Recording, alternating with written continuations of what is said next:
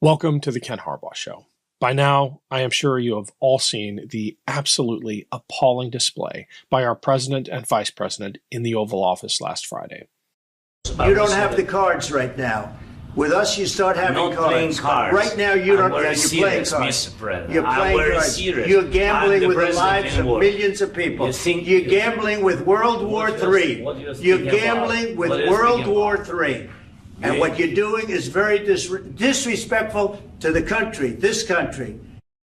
I don't think I've ever been more embarrassed, more ashamed of my country's government than I was watching their treatment of President Zelensky of Ukraine. In the days since, I have fielded a steady stream of WTFs from my friends in Ukraine and Finland and from other allied countries who I served alongside during aid deliveries to Ukraine. For the last couple days, I've been at a loss for words, unsure of how to respond. But I have settled on this. It's not a comforting thought, so brace yourselves. The democratic world can no longer count on America because of Trump. In the past, I have referred to the time period we are now living through as our 1939 moment, when the world stood on the precipice and the appeasers like Neville Chamberlain submitted to the will of a murderous tyrant, thinking they were suing for peace, but in fact were setting the stage for the deadliest conflict in human history. The difference between then and now is that where we once stood on the sidelines of history, thinking an ocean protected us, now we are choosing the wrong side of history. Our president is siding with the murderous tyrant. It would be as if, in 1939, FDR accused Churchill of starting the war, called him a dictator, and said that Hitler was not the aggressor. But that is now our government's position regarding the war in Ukraine. Zelensky is a dictator and Ukraine started the war. It is maddening. It brings us no closer to peace, and it is in such bad faith that the damage it has done to America's reputation and our long-term security will last for decades. I spoke with Julie Roginsky about this betrayal. She's not only a prolific writer and commentator, she was born in the Soviet Union before her family fled to the United States. Here's part one of that conversation. Welcome to the Ken Harbaugh Show. I'm joined today by Julie Roginsky, a Democratic strategist who makes frequent appearances on cable TV, including Fox News, where she was a co-host. She's got an incredibly thoughtful Substack. We'll put the link in the show notes. And I asked her to join me today to talk about her most recent post about the Trump administration's complete capitulation to Russia. It's titled, "Republicans Stab Ukraine in the Back." Julie, this is personal for you. Before we get into it, can you share a little bit of your backstory when it comes to Russia? Yeah, thank you for having me, and thank you for asking. I do have a backstory. I was a Soviet refugee. I was born in the Soviet Union. I was 7 years old when I came to this country. And I truly, there's a reason why immigrants love the United States. It's because we've seen the alternative. And so we know what the alternative is. And certainly I've seen the alternative with Russia and Vladimir Putin, who is nothing more than a KGB thug who now is the head of the country, who wants to reconstitute the Soviet Union. And so for me, who was born in Moscow and grew up for a part of my life in Moscow, and certainly parents and grandparents who were dissidents, spent time in the Gulag, were shot by Putin's predecessors. For me, this is personal, and I feel in some ways, like I'm sure certain Germans felt in 1933, ashamed of the country from which they came, and sit and look at horror at what they're doing and the aggression that they've just been fomenting, not just in the last several years with Ukraine, but really increasingly over the course of Putin's tenure the last 20 years. And so this is not a particularly political viewpoint. This is something that Republicans and Democrats used to agree on quite explicitly. Certainly, most of the senators who voted for Pete Hegseth, who voted for Kash Patel, who voted disgracefully for Tulsi Gabbard, were there well before Donald Trump, and continue to draw inspiration, as they always say, from Ronald Reagan. I used to work in the Senate many years ago, and I used to work with some of these senators. And I remember hearing them invoke Ronald Reagan's name over and over and over and over again. And whatever you may think of Ronald Reagan, I don't think much of him, but whatever you may think of him, he was incredibly hawkish on the former Soviet Union. And this is what the mantra of the Republican Party has been all these years. And then as soon as Trump comes along, they are so terrified. They've basically become eunuchs, that they have just capitulated on an issue that they know that they're on the wrong side of. There's no discussion, there's no debate about where they are in their hearts on this. And yet they are more scared of being primaried by a MAGA candidate, more scared of Elon Musk spending untold amounts of money to get them out of office, more scared about not being in the Senate or in the House anymore than they are of being true to their values. And I mean, at some point you got to ask, like, do they not think there's a life after public office? Do they not think there's something more important than where they are? And I guess the answer is no.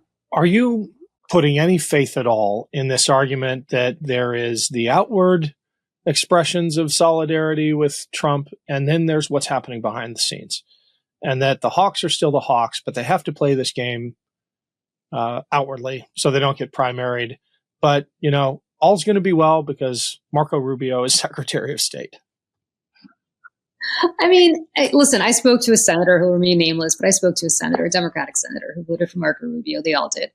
And he and I are friends. And he called me just to say hi, maybe about a week or two ago. And I said, by the way, what were you doing voting for Marco Rubio? Well, you know, he's one of us. And I said, did you think Marco Rubio was going to have any freedom to do anything that he wants?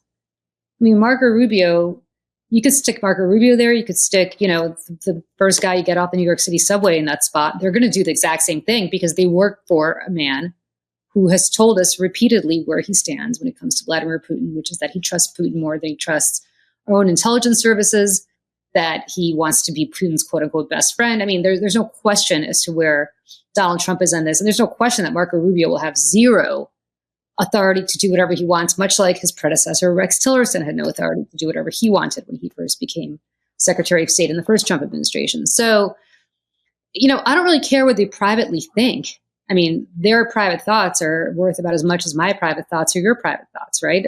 They have one thing that you and I don't have, their vote. And their vote has consistently gone to enable the worst tendencies of Donald Trump when it comes to the Ukrainian war, the worst tendencies of Donald Trump when it comes to enabling, not just Russian aggression, but what this is going to lead to is aggression in the Taiwan Strait and aggression by any strongman who suddenly decides that might makes right, and he's going to take what's his.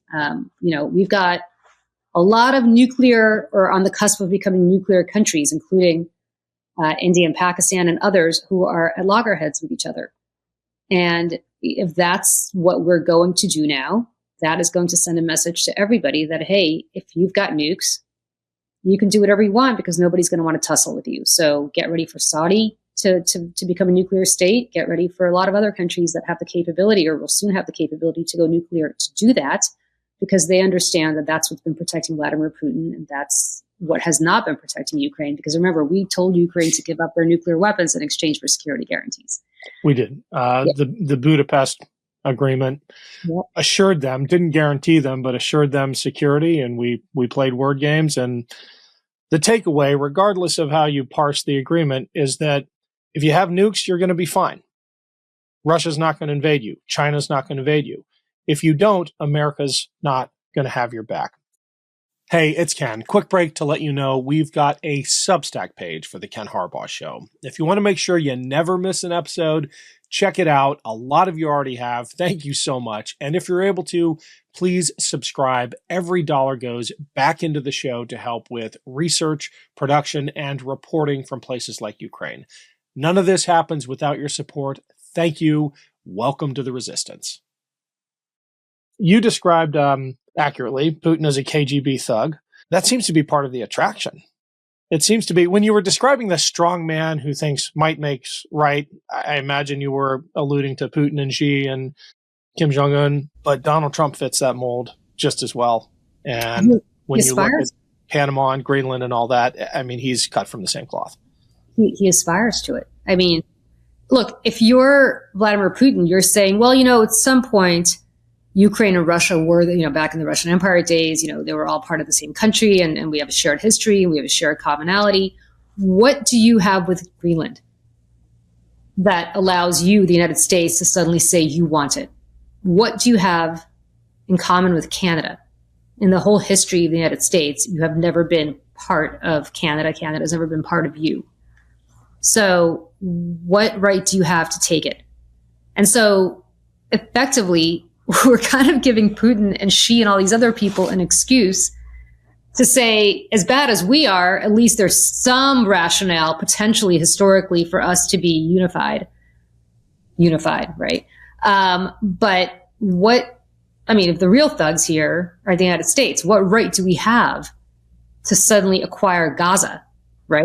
To make Gaza ours? I mean, was any part of Gaza or any part of, Palestine/Israel, was that ever part of the United States? Like, what right do we have to suddenly make that effectively a colony of ours, or just annex it to us? And so, Trump, it's not that Trump is incurious and not intellectual enough to understand his history.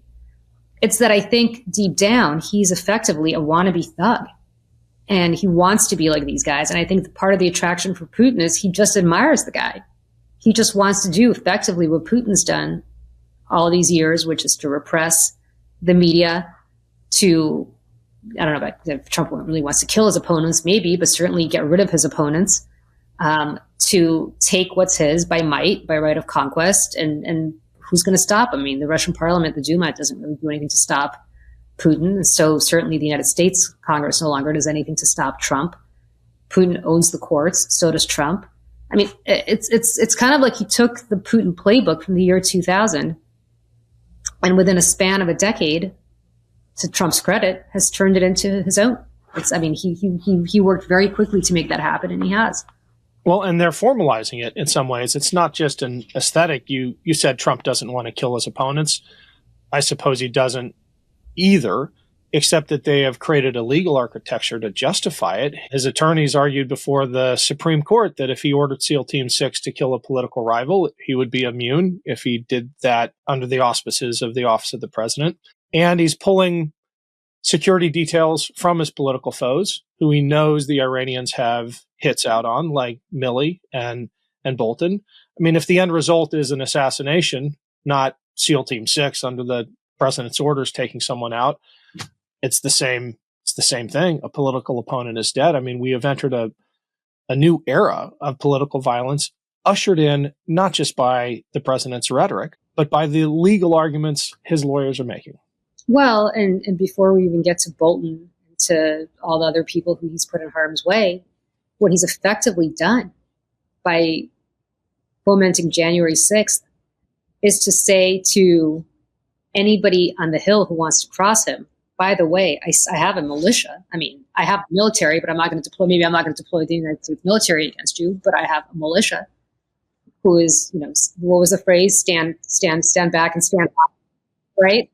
Who at the snap of a finger is going to come for you again. And by the way, who is going to stop me? And I keep thinking, I wrote the Substack column about this, but I keep thinking about, I don't know if you know about this, but this very famous interchange that Joseph Stalin and Winston Churchill had at the Potsdam Peace Conference in 1945, when Churchill said to Stalin, you may not want to screw around with Poland too much. It's going to really upset the Pope. There are a lot of Catholics in Poland, and don't really be bad to the Poles, because the Pope's not going to like it. You don't want to get the Vatican against you. To which Stalin said to him, I don't know if this is apocryphal or not, but it allegedly has said to him, how many divisions does the Pope have? And to me, this is Trump saying to the courts, how many divisions does John Roberts have? Because we keep thinking as Democrats that the courts are going to save us, the Constitution is going to save us, but the courts and the Constitution are only as powerful as the executive, who controls the military, allows them to be. And John Roberts and the rest of the Supreme Court, who voted in the Trump v. United States decision to basically give Trump untrammeled power, have made themselves into eunuchs, have completely defenestrated themselves, because what they have allowed Trump to do is to say, hey, you guys can go ahead and rule against me all you want, but how many divisions do you have, John Roberts? And if you do this, I don't know, maybe a January 6th is going to show up in the steps of the Supreme Court. And what is John Roberts going to do about that? What are any of these justices going to do about that? What is Congress going to do about that? The answer is they can't. Nothing, because the court has allowed Trump to do this. I think it bears reminding folks that the case that Vance directly invokes and that Trump indirectly invokes when making the point that the Supreme Court doesn't have divisions is Justice Jackson telling the court to enforce its decision, and his rejection of the court's ruling in that case led to a genocidal forced march. I'm not saying we're at that point yet as a country, but that's where this kind of open defiance of supposedly co-equal branches of government leads you to. And it's absolutely terrifying. It's terrifying. And the one branch that actually can do something about this, because I just want people to understand, don't put your faith in the courts, because as I keep saying, the courts can rule. It doesn't mean that he's going to abide by it. But if every senator who is concerned about this, and there are many allegedly, got together and said, look, we are going to go to him together and say, Mr. President, there is a separation of powers here. We do control the purse, whether you like it or not. Whether you abide by it or not is a different story. But we are a co-equal branch of government. And these laws that you want passed, these appointments that you want, none of them are going to go through unless you abide by what the Constitution says, which is that we're basically co-equal. At that point, the problem is going to be that they're all afraid that there's going to be some sort of, horrible primary that's going to happen to them. But the reality is that they all went to him together. I guess he could primary all of them, or Elon Musk could pay for primaries against all of them, but that's going to be a lot harder. The problem is there's nobody to organize that. There's nobody who has the courage to basically go to the Republicans and say, we've got to approach this together. They're all terrified of each other. They're terrified of being denounced. They're terrified of being ratted out.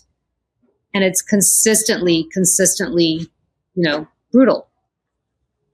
So, I don't know how this ends, other than to say that it's going to have to come from the grassroots, because it's certainly not going to come from anywhere else.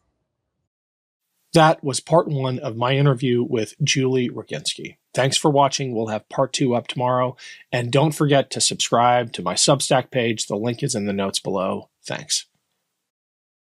Can't get enough Meidas? Check out the Meidas Plus Substack for ad-free articles, reports, podcasts, daily recaps from Ron Filipkowski, and more. Sign up for free now at MeidasPlus.com.